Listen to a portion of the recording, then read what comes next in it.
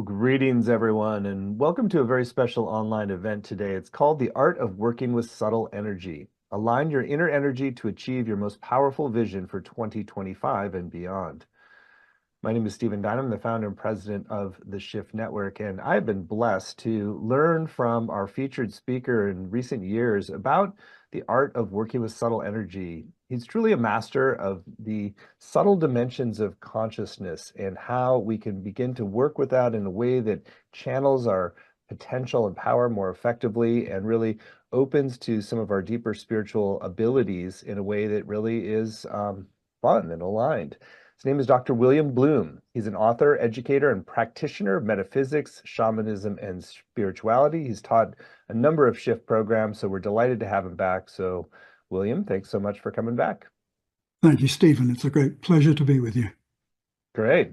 And I'm excited that we're going to have a much deeper dive into this subject today with William. Brand new program. It's called The Art of Working with Subtle Energy. We'll share more about that towards the end of the hour if you want to go further.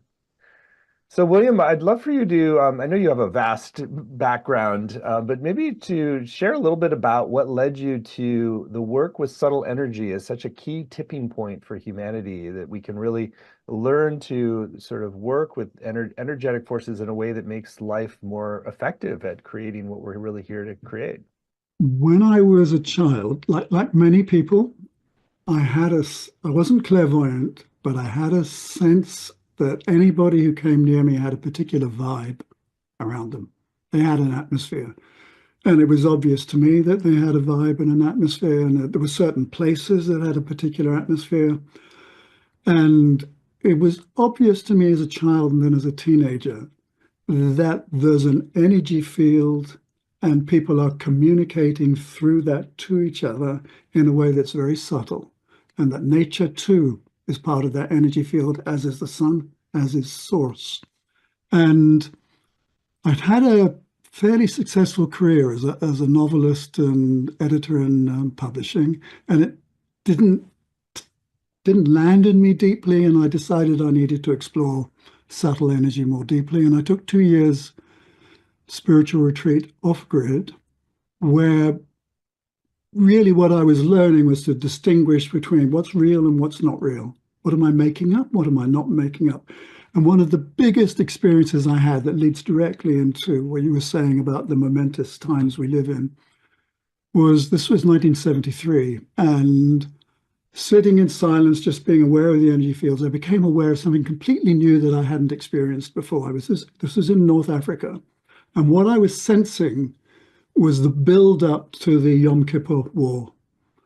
And I could feel the mobilization of the Arab armies, and I could feel the mobilization that was happening in Israel. I could feel the confusion in the United States and Europe about this. And it was a surprise attack. And energetically, in meditation, I felt and was aware of it. It didn't overwhelm me. I was just sensing it. When I came back to the UK, I did my first degree in international politics to try and understand those dynamics, and I did a doctorate in social psychology. So I'm really interested in how the movements of subtle energy work through relationships between individuals and relationships between groups of people, and how, for example, it can get out of hand when the herd instinct, which is a kind of gigantic forceful energy field, carries a group of people forward. And it's a hugely interesting subject. And in terms of what we're experiencing now in global politics and American politics, one of the ways that we can be a bit wiser and a bit more helpful into this very dynamic situation is to understand what's going on and understand what we need to do to create peace and harmony. I'd love to do a sort of a full deep dive just on the collective dimensions of this, from what you're just shared right there. It's an intriguing story with Yom Kippur War and understanding the collective dynamics. So let's focus today a lot on the individual and our capacity to be an agent of positive change, which is a lot about connecting with these upstream energies that sort of precede manifestation, precede action. So let's talk about how first to become aware of that in ourselves, and then how to sort of like work with that in a way that sort of leads us to more fully be able to create in alignment with our deepest ideals. The biggest lesson here for all of us is that if any of us are in a state of arousal, impatience, urgency, anxiety, tension, we cannot plug in to the harmonic energies of source. Hmm.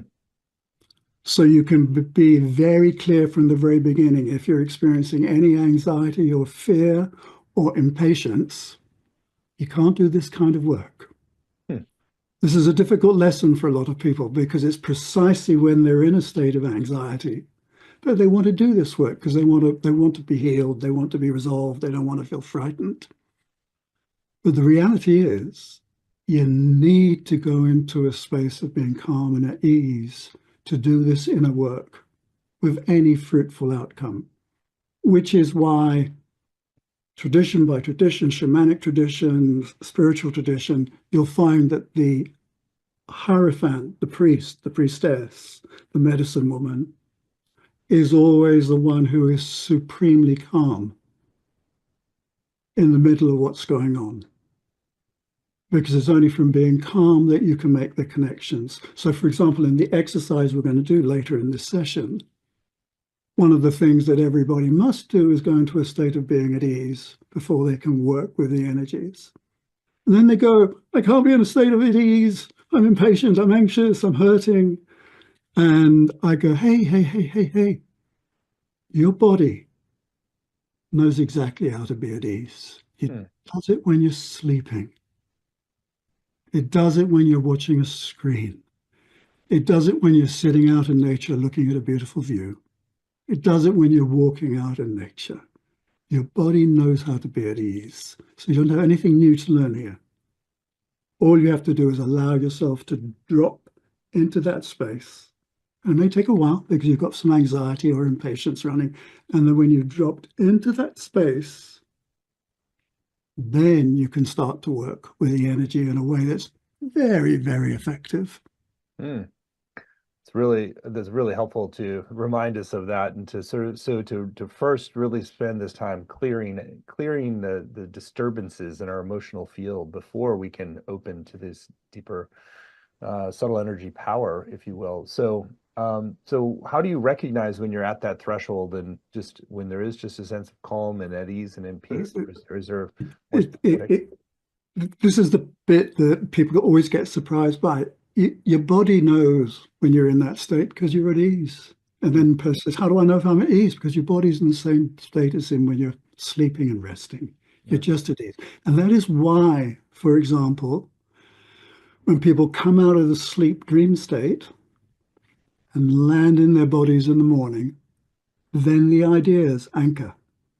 The ideas that they've been working on energetically in the dream state, they anchor. That's why a lot of creatives, project leaders, they go for a walk to clear their head because it's out in nature as they're moving. They begin to be at ease, and their brain, which is not in a state of adrenalized arousal, can catch the energy, the fields, the vibes of the next steps of the dream. So in the exercise we're going to do, which is part and parcel of the work we're all into, which is creating heaven on earth, for want of a better phrase. I love that phrase. Yeah, it's what the shift is about. It's what I hope everybody is listening to us. This is what our work is about. The very minimum, do no harm. Very minimum, do no harm. I'm not interested in this session in helping anybody achieve anything that's going to harm people. Hmm. Do So no once harm, so build once we've heaven on earth. once we've gotten into that state of ease and alignment, then the work begins in terms of aligning Yeah, towards. there's an awareness you need to bring in then, because there are energetic clouds of energy that are huge allies for Mm, you. Well, we live as human beings in a very paradoxical state. It's very Shakespearean. You know, at one level, we're in these anxious survival mode, trying to succeed, trying to increase our status. At another level, our soul consciousness is aware that at that level, all will be well, all is well. Hmm. There is peace there already. Heaven is here in my consciousness and awareness, and Source's work, God's work, at one level is already completed. And then you crash into human reality, which is filled with the arousals and the anxiety. So when you go into the quiet space, what I want people doing, and what this is what mystics and energy workers throughout all cultures always do, is they realize they're just an individual worker within this huge field in which paradise is already there. Heaven on earth is already created. Utopia has landed. It's just in this other, in the human world, we've got to go through a process of time and work to land it. Hmm. So in the first place, I say to everybody listening to us, trust, trust that heartfelt sense and experience that in one dimension, all is well. And that what we're doing in our work is helping that land, helping it incarnate, bringing it into being part of the miracle of the transformation. Mm. So in Um, many ways, it sounds like there's like you're about it's about removing friction with what is already en route to manifestation, it sounds like. I like the way you're describing it, and that's the kind of work you do all the time, Stephen. Hmm. Yeah, I've had some similar thoughts myself. And so if it is already on one level manifest, our the heaven on earth, the sort of the outpicturing of this higher template, um, what is the work to do to align with that to sort of be most effective and frictionless in terms of aligning with bringing forward our peace? I think, first of all, it's really helpful for people to repeatedly go into that space. Every time you're at ease, even when you're watching a screen, just go, okay, from Source's perspective, all is well. We just have to pass through time. And it's good for people to have a name for it, Hmm. that they can anchor onto and say that all is well, that paradise on earth. I would run an exercise of people. I'd say if there were utopia, harmony, peace on earth, everybody's fed, everybody's housed, the children are happy, everybody's growing well. What would you like to call that? For me, I call it heaven on earth. And I know that's a slightly naive phrase, but it works for me and I hold on to it. And I don't know what the phrase would be for you. You said earlier on you liked heaven on earth as a Well, phrase. it's actually that is we don't use it publicly, but that is what I how I describe the shift. What we're shifting towards is heaven on earth. Yeah. Hey, folks, we're on the same page. Look. So this is what I recommend everybody does. They spend a while in that space and then you take whatever your personal project is. Now, that personal project could be a family gathering, a big business, a neighborhood plan, working with schools. And in that space of being aware that there's heaven on earth, and that's a vibe and an energy field, in that space, you start to think about, contemplate, have as a seed thought how perfect your project could be. So, Mm, for instance, if it's a family gathering where there's usually friction between relatives and all that kind of stuff, you're in this space of being at ease, connected heaven on earth, and you go, okay, there's the family coming together, and I'm just going to imagine that it couldn't be more perfect. mm, It couldn't be more perfect. It couldn't be more perfect. It couldn't be more perfect. But you need to keep coming back to that. hmm It's not a one-off. This work requires persistence. You know from running a business or looking after a family that to keep things moving forward requires persistence. You can't just hope that you've got a magic wand and everything's going to suddenly be okay. So if you want the family gathering or the business, in my case, I'm working on a schools project at the moment. I need to be going into a space where Day by day by day, I'm contemplating and thinking about how perfect it can be, recognizing that that's radiating an energy from me, that's cooperating with the heaven on earth vibe to actually build an energy form that is this perfect outcome. And I work on that day by day by day. And somebody who's running a business or a project or family, you wake up every morning with ideas and feelings and thoughts about how to take it forward. Mm. But, and here's the difference between liggers and people who actually do things. You need to do something with that vision. So you're kind of holding both poles as this sort of subtle architecture, if you will, of Yeah. the perfecting of the subtle architecture with the actual manifestation. They're kind of feeding back and forth. And the particularization of it, the atomization of it into real life. For example, if it's a family gathering that's worrying you, you have to do something. I don't know what that something will be for you. It may be, okay, I'm going to light a candle. Or, no, I'm going to send an email to so-and-so who's usually rude to me, and I'm going to send a friendly little email to see how that begins to create a new relationship. But it's day by day by day you do something. Mm-hmm. And if you're running a business or a project, there are several things you have to be doing day by day by day. And you have to be adaptable, and you have to shift, and you have to move. But it all comes within the framework of the unboundary dream of how perfect it could be because it's part of heaven on earth. Mm. I And love that's that. the project. It's cathedral building in a way. Sometimes it takes 500 years to build a cathedral. It's pushing the boulder of humanity up the hill. Maybe there'll be a wave of grace and we get a kind of an immediate success. But most of us were gently building heaven on earth. Mm-hmm. And it requires patience, deep hope, and faith. And if you can go into that space, it is hugely beneficial to your well-being, hugely beneficial to your own spiritual growth. And sometimes the projects don't work out. Mm-hmm. But if you've done it with integrity, there's good energy created. It's good for you. It's good for the people around you. Mm. I love your perspective.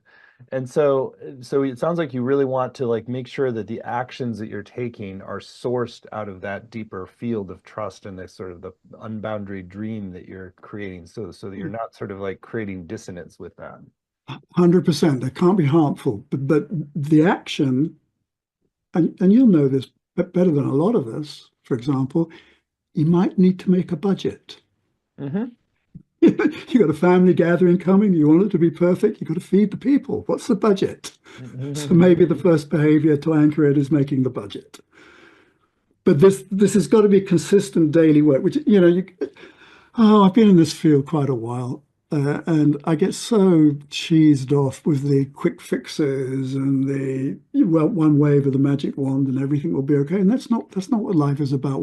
We're in the deep business, long-term business of creating heaven on earth. Mm. Maybe there'll be a wave of grace and suddenly everything will be beautiful and fine for you. Usually around the corner, something else will happen. Being very realistic. But if you're aligned and in integrity that way, what better well-being could there be? Mm. Very wise perspective. I was just hearing about somebody who had like a 200-year vision for their property that they were stewarding. And I thought, wow, that's really that level of patience and seeing this larger unfolding into the world. What a beautiful way to live.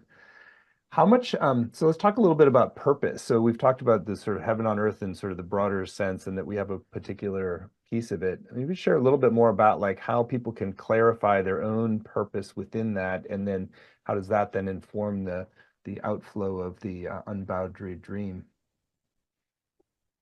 A lot of people, in my experience, including me, when we first start to think about the project we're working on and find our alignment and purpose in it, we come up against doubts and lack of imagination and lack of trust. And it may take a while before what we're working on drops into an alignment, and you can feel how that family gathering, the work project, is actually possible as a dream.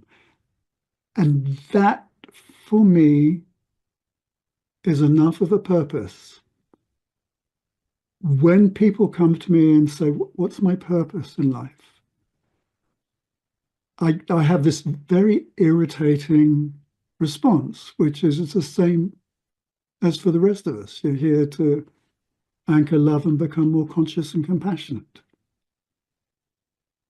That's your purpose. But then somebody says, well, I thought my purpose was to become very rich. And I'm going, hey, give yourself a break. Be real. Do you think Source cares at that level? Maybe being very rich is part of the constellation, the kaleidoscope of who you are, and that's how you will be a benevolence to the world through being rich, maybe. But you're going to need to dream it perfectly and anchor it step by step. So usually when people say, I want to know my true purpose, they're actually talking about what's my strategy so that I can manifest heaven on earth. Mm. And then I respond to them, your strategy for manifesting heaven on earth is deal with what's on your plate right now. What do you, and people get quite irritated with me sometimes for being so realistic. What's on your plate right now? Make that, dream it perfect, and then the next steps will emerge from that.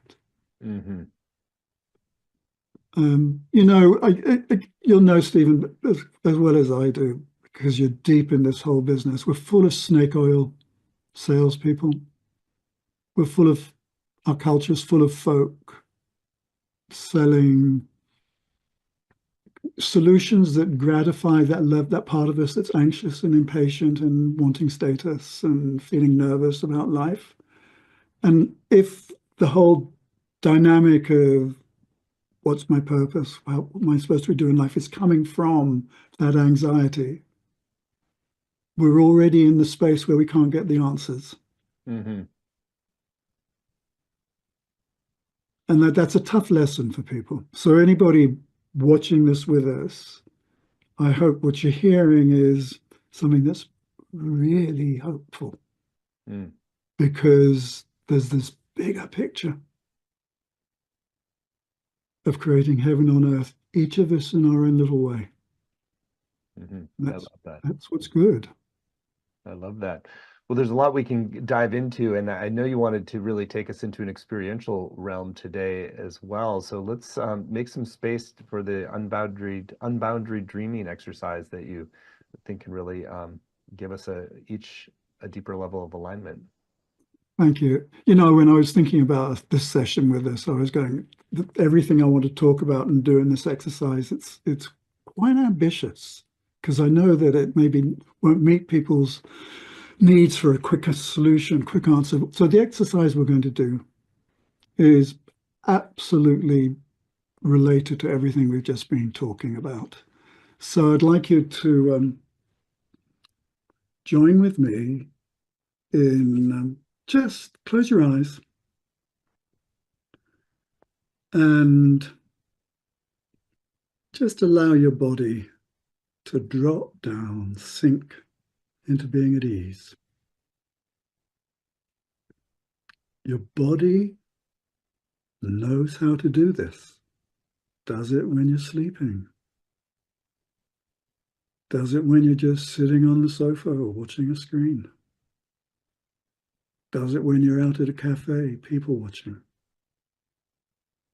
Your body knows how to be at ease, out in nature, looking at a view, in a sun lounger, resting. Your body knows how to be at ease. So just allow yourself to sink and drop down as best you can. As best you can. And soften your eyes. Have a wee, kind smile. in your eyes.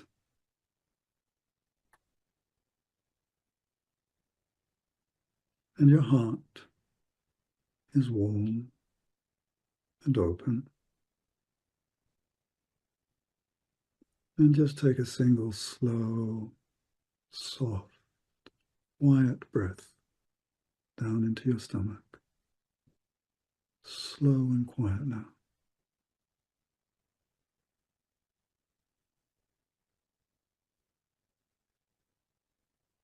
And just allow your body to be at ease. And then in your mind, your psyche, that part of you that's listening to me, bring into your awareness project that you're working on, something that's going to be happening that you want to make happen in the future. I don't know what it is. It may be a family gathering, maybe a whole business.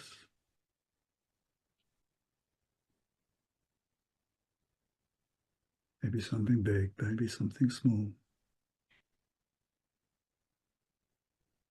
And just allow yourself to begin to imagine, sense, feel, contemplate it, just being perfect.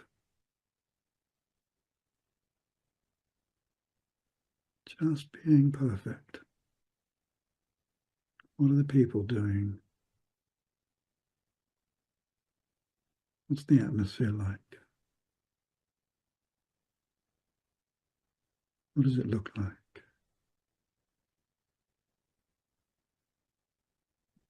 Just allow it to be as beautiful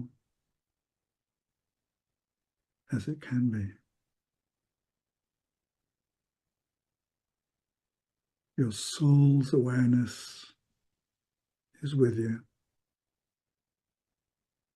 We're creating heaven on earth. Be patient. Be patient.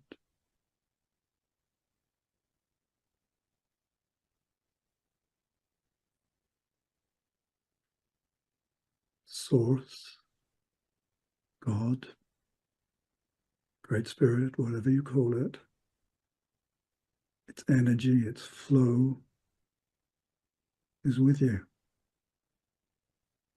It's with your project. You're not alone creating it.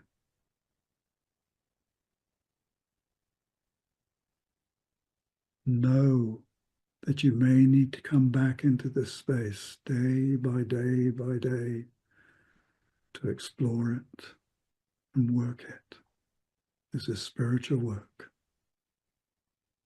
This is subtle energy work, perfecting your dream.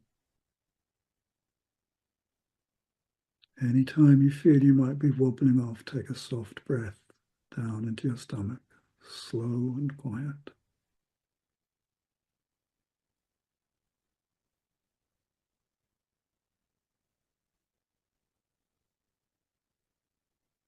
In the quiet space, in the contemplation, your project is fulfilling itself perfectly. Your outcome is impeccable, beautiful, conscious, useful, part of God's plan.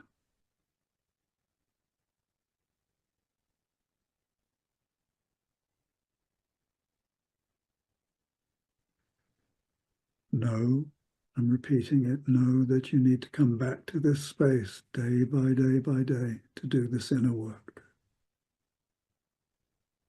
Build the energy, build the awareness, build the dream. And now, in relation to your project, what is one thing you can do in the next 12 hours that will help anchor it and manifest it? What is the one thing you can do? It might be as simple as lighting a candle to it. It might be something very practical. like creating a budget, sending someone an email, exploring the spec for what's required. What can you do? Let it land. And know, please know, day by day, you come back into this inner space, working on the subtle energy of your project, anchoring it into real life, being patient, being a servant and a worker of Source.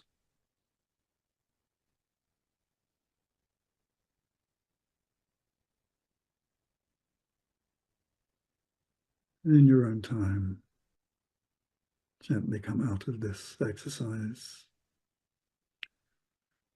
And if we were in a room together, I'd give you space to make notes so you don't forget what you need to do. But as this is a recording, you'll be able to pause it if you want to and just write down whatever notes you need to make. But I hope it gives you an idea of, you can take a very, very difficult, complex project or something very simple. Mm-hmm. If you go into that right space, you can begin to dream it. And as you do that, your own psychological relationship with it will change. And your own subtle energy relationship with it will change and make it much more easy for it to actually land and manifest in real life. Mm. And the silver lining here is life is full of challenges.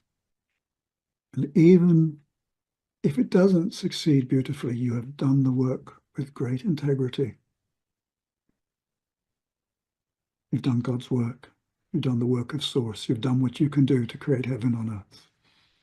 And yeah, blessings. Mm. I love that.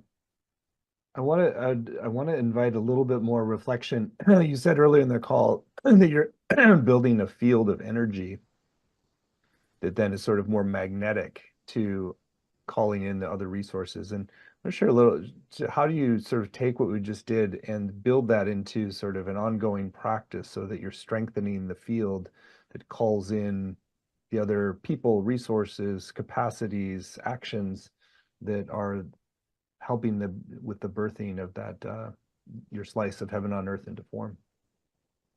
The answer is horribly simple. Is you have to spend more time in that quiet space, scoping it out. We spent, what, 5 minutes there. I reckon, see, the great thing about sleeping and dreaming is you've got 6 to 8 hours sleep in which your psyche is scoping these things out. And in the morning you wake up and you oh, wait, I know what I should do. I know who I should connect with. So if you want to bring that work into a much more conscious focus, you need to spend longer just sitting in a contemplative state. Mm-hmm. It is no wonder that that successful billionaires have very beautiful offices and holiday places where they can just chill out and think about things. Mm-hmm. You know, it's one of the secrets of success is you know how to chill out and just think about things, and you give yourself time to do that. And the challenge is in our society where there's this urgency happening, you know, that people don't take that time to do the planning. And then in the silent planning, without any coercion, you can have a sense of the other souls coming in to cooperate with you. You can have a sense of them coming in without any coercion. And then when it comes to the actual anchoring the action afterwards, that might be the email. That might be the apology. That might be the gift. I mean, when I've done this exercise, I think of the number of times when I've been trying to recreate things, I've come out of that state knowing, oh, I've got to say sorry to that person. Mm. Or I need to give them a bunch of flowers. I need to show that I value them in order to build the rapport. That's really an interesting point. So it's like you're also there's some repair of any any friction points or any breakdowns within the field of the co-creators of that vision. That's also part of the actions. That will it will emerge in the contemplation. You'll see and feel where stuff is broken. You go, there's the neighbor or the person who comes to the parties and is always disruptive, for example.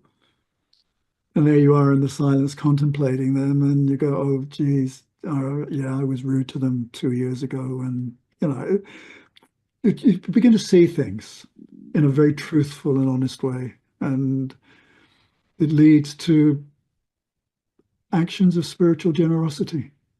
Hmm. I love That's that. where the healing comes Mhm. often. Hmm. It's life, though, isn't it, Stephen? And life is Shakespearean. It's not simple. You have a beautiful blend of simplicity and embracing the complexity of life as well. So, Well, it's true. It's true, isn't it? I mean, human beings are fantastically complex creatures.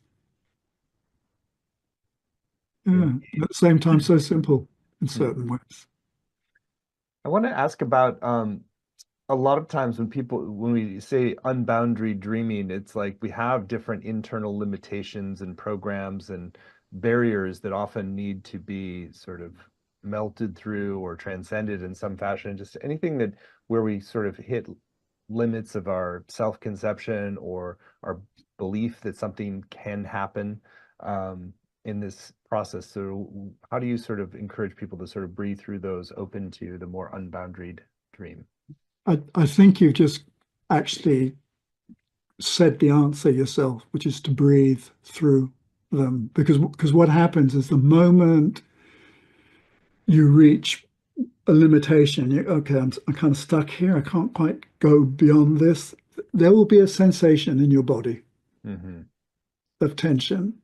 And that tension is partly from an internal energy field that's held tight, meeting something that wants to come into flow, Hmm. wants to expand. And you're right, you have to notice the feeling, drop into it, breathe through it with compassion. Um, this is all, in its own way, spiritual practice, being present to oneself and one's own process.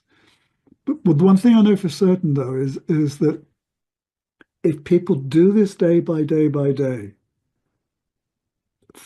things clear up and sort out as they work on themselves. And I have a lot of people coming to me for coaching and tutoring and all the rest of it. And I'm very clear with them. I will be of use to you after you've cemented in a daily practice of doing this kind of work.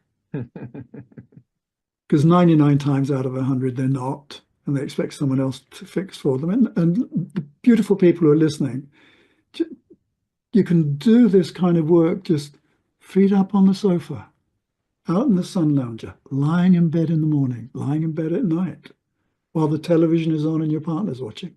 Hmm. It doesn't have to be a kind of a severe practice. It can be done in a very relaxed, at ease way, and but it needs consistency. Hmm. That's interesting. There's so many great points that you're validating of things that I've evolved in my own relationships, like cutting down on meetings and more time to just be in the spacious tuning in about things as an example for shift. It's like sometimes I had programming around like work means busyness, like doing things, and that sort of that more contemplative function wasn't sort of like, oh, that was like outside of work hours or something, but it's actually more very central. The more you're in the role of manifesting a fair number of things, it's like you need to spend more of that time Yes, as part of your actual work, 100%. It's part of your work day.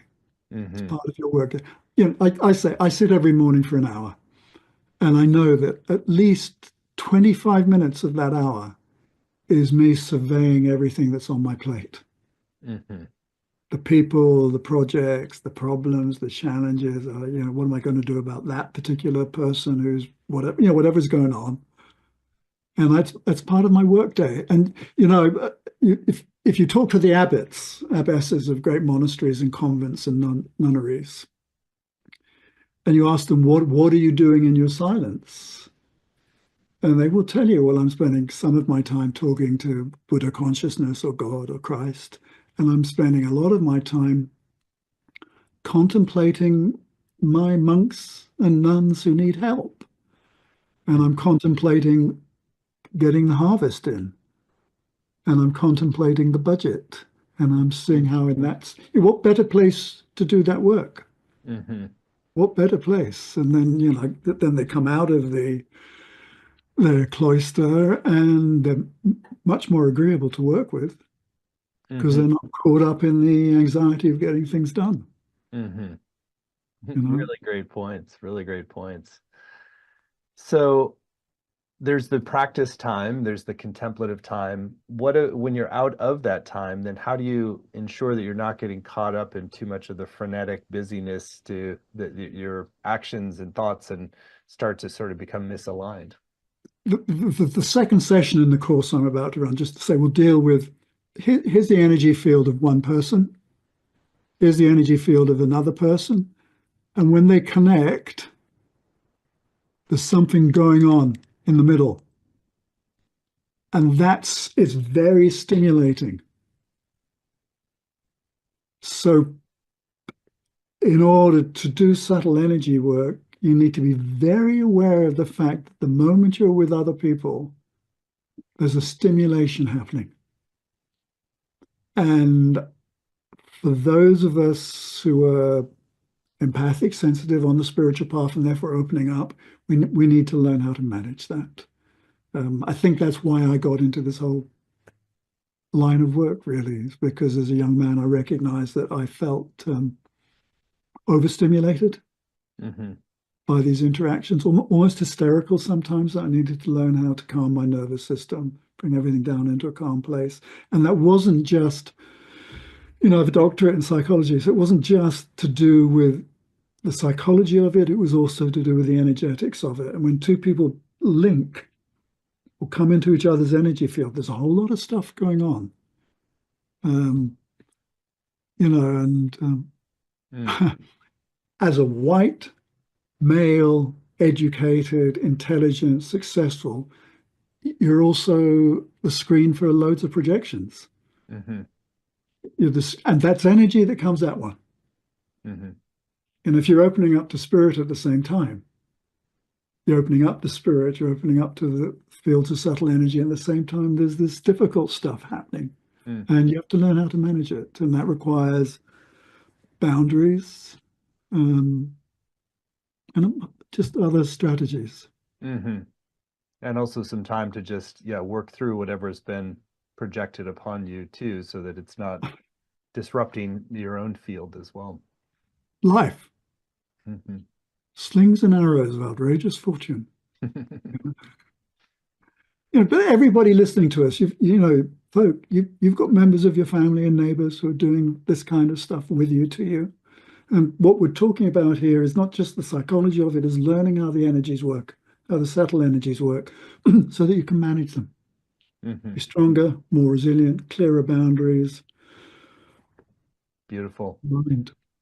Well, William, you are just a fountain of wisdom, and I really feel like you have so much great life experience, and you're really good at just distilling it down to the essential message, teaching, insight, practice that we need in the moment. So let's talk about how people can go further with you into this work of becoming more artful in our work with subtle energy and how that informs our creation in the world. So we're really blessed that William has agreed to teach a groundbreaking new program. It's called The Art of Working with Subtle Energy. Align your inner energy to achieve your most powerful vision for 2025 and beyond. It is found at the URL subtleenergycourse.com, subtleenergycourse.com. It's a 7-week program. There are no prerequisites, although as you've heard, that taking responsibility for your own practice is a kind of prerequisite to make best use of the course, but you don't have to have a specific training before embarking on this. So I'd love for you, William, to share in your own words some of your intentions for what people come away with this course for their lives, and then I'll read out the module titles and you give us a preview of what's coming. I've been teaching this stuff for quite a while now, and what I've learned is it's for everybody. I've not met anybody, no matter what their belief system or kind of work they do or the culture they come from, who doesn't benefit from understanding how subtle energies affect them and how their own subtle energies also influence and affect other people at different levels. So if you're the slightest bit empathic, sensitive, aware, curious about this stuff, then this course will be for you. Module 1 is Harness Subtle Energy to Elevate Your Health and Empower Your Mind. So this first session is all about the actual way in which your body and your psyche feels energy coming to it and how it also radiates energy, the kind of boundaries that you can set up when appropriate, both to defend yourself and also just to keep yourself centered, and at the same time, how not to over influence other people with your vibe. And all of this is really, really good for your health. Module 2, Transform Your Relationships by Mastering Subtle Energy Dynamics. As I was saying just a little while ago to Stephen, when two people come together, their energy fields interconnect and all kinds of things go on in that space. And especially if a couple of people have been intimate, there's a huge merging of energies. And if you're interested in working with subtle energy, then one of the things you need to get a handle on is how energy loops between people, glues between people, sets up little codependent relationships, and how to separate and move it so that things are more harmonious and loving. It's really interesting. Module 3, Work with Subtle Energy Dynamics to Contemplate, Plan, and Achieve Your Goals. So the third session builds on everything we were doing earlier in this session with Stephen. It's precisely to do with if you have a project, a goal, you want something to be happening, whether it's small or big, it requires that you engage with it at a level where you know that your thoughts and feelings are helping to build it in a way that's successful, that you're creating. Energy follows thought. So you're actually creating an energy form which precedes the actual project. It's really important that you work in this way with energy to achieve what you want to achieve. Module 4, Amplify Your Leadership with the Power of Subtle Energy. This is a really interesting one. I say that I can walk into any business or school or hospital, and I can tell immediately what the energy of the CEO is like because it radiates through the whole building. And what I want for leaders and for you people who participate in this course, that you learn how to be a grounded, calm, empowering being whose mere presence is strengthening and encouraging for other people. And that doesn't need to be in a big business. That can be just in your family, or it can just be standing in a supermarket queue. It's spiritual leadership, being present and empowering and encouraging for others just through your energy. People don't need to know you're doing it. I love that. Module 5, Channel Global Energy Currents to Strengthen Personal Resilience and Positive Influence. Earlier on in this session, I talked about my experience of feeling the energies of the Yom Kippur War coming, at the war between Israel and the Arab states around it. One of the things that you really need to be sussed about and aware of is that there are clouds of energy that move around the planet, and these clouds of energy can have huge influence when they land or happen through people. And you can see this in clouds of political energy, clouds of religious energy, and they have a huge influence on the crowds that channel these clouds of energy. And if you're going to be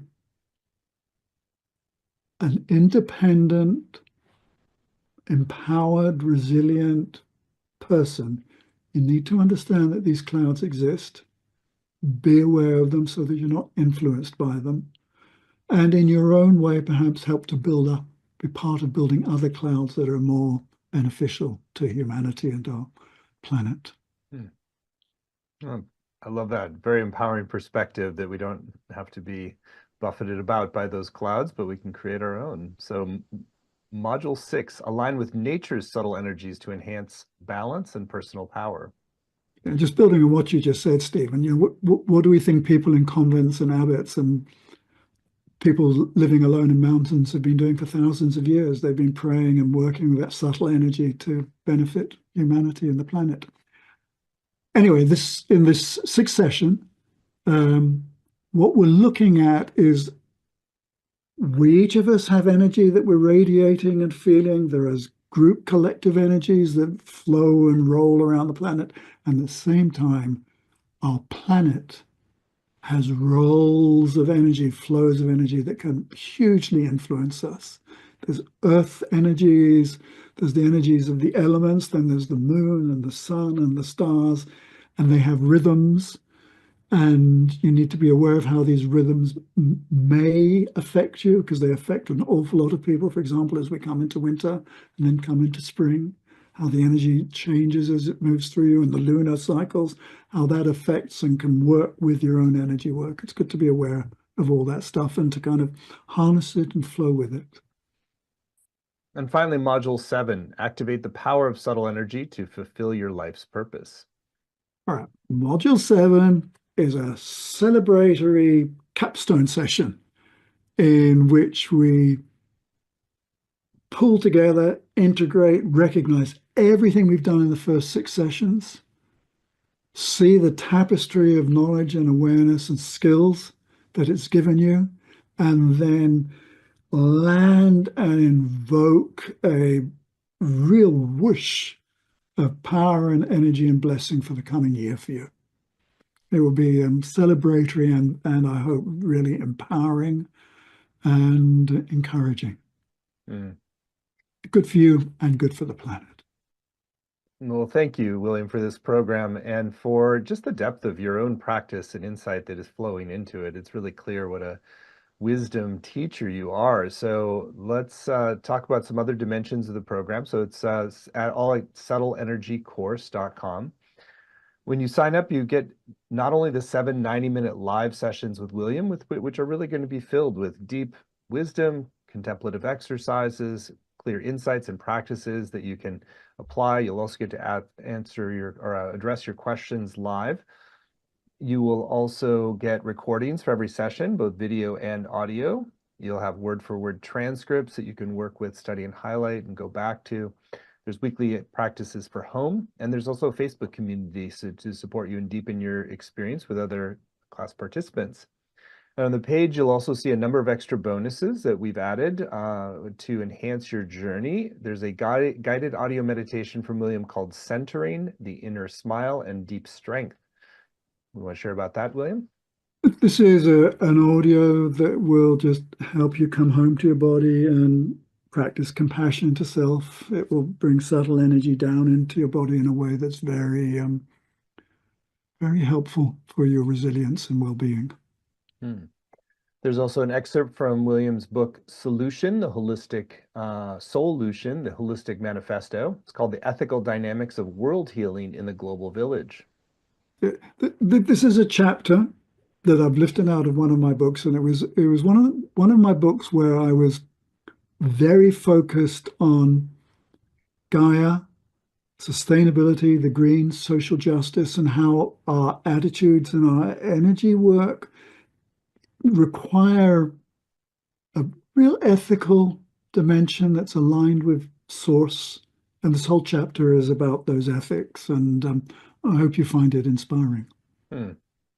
Love that. And I particularly am fascinated by the applications of your insights to the larger fields of energy that we live in. And finally, there's one extra bonus that is a special bonus, particularly intriguing. I really love this one, that is for anyone who signs up today. And we like to do this as a way to really encourage you to get to a decision point. Go to the page at subtleenergycourse.com and tune in with your own sense of what's the right next step for you. And if you're feeling drawn to this program, then you're going to get a special bonus for signing up today. It's called Orbs Speak, How Beings from Another Dimension Are Helping Transform Human Consciousness. Sort of adjacent to what we're talking about today, but there is this intriguing phenomenon of orbs that there's a whole body of literature.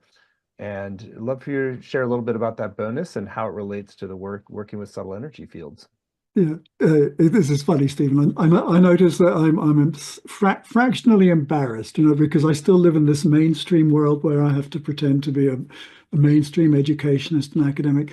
And this Orbs book is something that I found being telepathically communicated to me, to my embarrassment at the time. And my wife Sabrina will tell you that when this started happening, I was going, "Oh my God, I just don't want anybody to know about this." But I was typing very fast as I was getting these impressions. And it's a book written through me that I received telepathically that explains what the orbs do and are. And the main message is that planet Earth and humanity is one being in a whole constellation of beings throughout the universe. And it was noticed that humanity needed a new energy which would help people cooperate more fully, be more synergistic, work more harmoniously in groups. And orbs came in to help that process. And it has ramifications for relationships, as well as groups, as well as for nations. And yeah, so there you go. I channeled a book. I love that you confess some of your ambivalence about that as well. Yeah, I know. It's It's always a really, sign that it's a real deal when you're like, oh God, do I have to bring this out? So, really great extra bonus for signing up today. That's Orbs Speak, How Beings from Another Dimension Are Helping Transform Human Consciousness. So we've kept the investment for this program very accessible. It's just 3 payments of $128, or you can save 10% when you pay in full up front with one payment of $349. Course is going to begin January 21st and run Tuesdays at 11 Pacific, 2 Eastern. But even if you can't make the live times, you can still get the full value with the recordings, the transcripts, and the community as well. I also just love reading through testimonials. I always find it's a good way to get insight into the key transformative takeaways from a program or a teacher. And there's some great ones from William. And one of the ones is just, the course taught me the lifelong lesson of being calm and embodied. Very much echoes what we were saying here. It's like there's a real opening up in a very subtle, patient, and nuanced way of our deeper capacities that William is really gifted at bringing into being, and that's evident in the testimonials. So you will be in good hands if you choose to move forward, and you will get some very valuable subtle energy tools to help in your manifestation of your slice of heaven on earth. So again, it's all at subtleenergycourse.com, subtleenergycourse.com. Well, William, it's been a delight to be with you. I was just fine. There's such a peaceful grace that emanates from you. And I love your insights and wisdom, which really help to crystallize, frankly, many things that I've sort of developed in my own life over time, and seeing how you've kind of systematized that understanding in a way that really can help others. Really grateful for that. So thank you. And anything that you want to share that's still on your heart for folks who are considering joining the Art of Working with Subtle Energy course with you? thank you, Stephen, for those kind words. Appreciate it. Listen, folk, the universe, cosmos, planet Earth, you, us, we're made of energy. Yeah, there's dense matter, but there's also energy, and this energy is moved by our consciousnesses, by thoughts, by emotions, by feelings. It's there. It's real. You know it's real. It makes sense knowing how to manage it. And if you'd like to learn how to manage it a bit better than you do already, then come on this course with me and we'll explore these dimensions in a way that's very grounded, uh, I hope emotionally literate and intelligent, and at the same time full of the love and inspiration that's aligned with Source, God, Great Spirit, whatever you call it. So Mm. join me on this beautiful journey of learning. Mm. Well, thank you so much, William. And thank you all for joining. It's been a pleasure and honor to host this hour. And I know you'll be in great hands if you choose to move forward with William into the art of working with subtle energy. And again, you can do so at subtleenergycourse.com. So thank you so much, William. Many blessings.